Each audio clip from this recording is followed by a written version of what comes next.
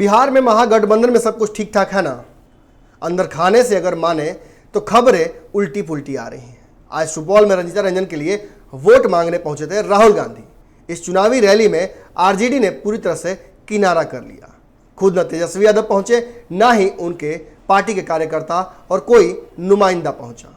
गौरतलब है कि रंजीता रंजन की मुखालफत स्थानीय आरजेडी विधायक कर रहे हैं और आरजेडी का एक नेता बतौर निर्दलीय उम्मीदवार चुनाव मैदान में उतरा हुआ है।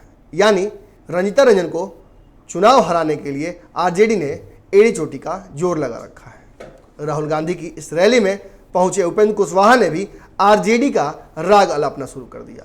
कांग्रेस और आरजेडी के बीच चल रही इस घमासान पर उपेंद्र कुशवाहा ने कुछ नहीं किया, मगर पर्दा जरूर हटा दिया।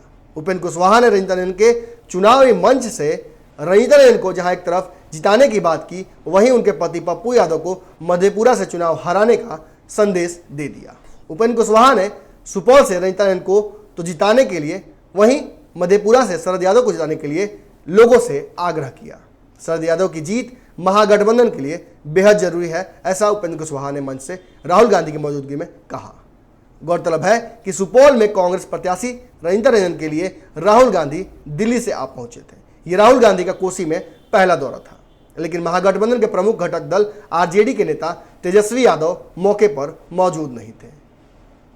उनके नहीं आने की वजह से मधेपुरा और सुपौल में महागठबंधन दलों के बीच फंसा यह पेच एक बार फिर से खुल गया है।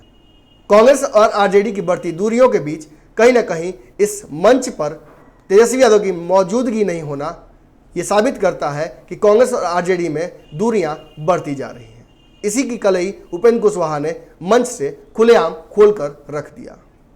कुशवाहा ने राहुल गांधी के सामने साफ कहा कि मधेपुरा से शरद यादव का जीतना जरूरी है। कुशवाहा ने अपरोक्ष रूप से रंजीता रंजन और पप्पू यादव पर निशाना साधा और मधेपुरा से शरद यादव को जिताने का आह्वान किया। कुशवाहा ने कहा कि शरद यादव का जीतना इतना ही जरूरी है जितना कि भारत में लोकतंत्र को बचाना।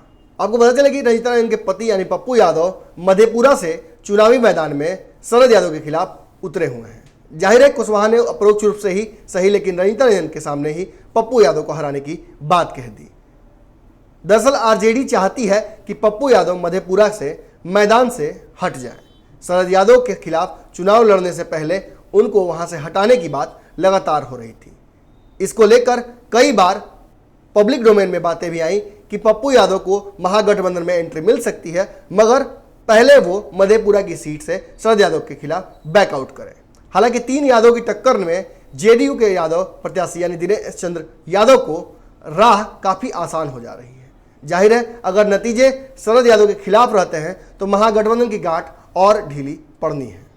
संभव है कि महागठबंधन के अनुमान जैसे नतीजे सामने नहीं आए। फिलहाल कागजों पर ही एकजुटता महागठबंधन की दिख रही है, मगर जब नेता मंच से मोदी सरकार के खिलाफ बोलने उतरते हैं तो कहीं ना कहीं अपने ही महागठबंधन की कलई खोल बैठते हैं। कुशवाहा ने भी राहुल गांधी के सामने बिना लाग लपेट के जिस तरह से मंच से संदेश दिया, एक बात स्पष्ट है, गुड़ खाना है, गुलगुले से परहेज करना है। महागठबंधन की बिहार में ऐसी ही कहानी है।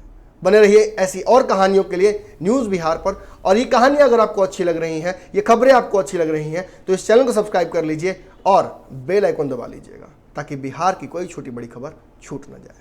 धन्यवाद। हमारे फेसबुक पेज को लाइक करें, ट्विटर पर फॉलो करें न्यूज़ बिहार लाइव, और साथ ही साथ हमारे यूट्यूब चैनल को सब्सक्राइब करें। सब्सक्राइब करने के बाद बेल आइकन दबाना ना भूलें। धन्यवाद।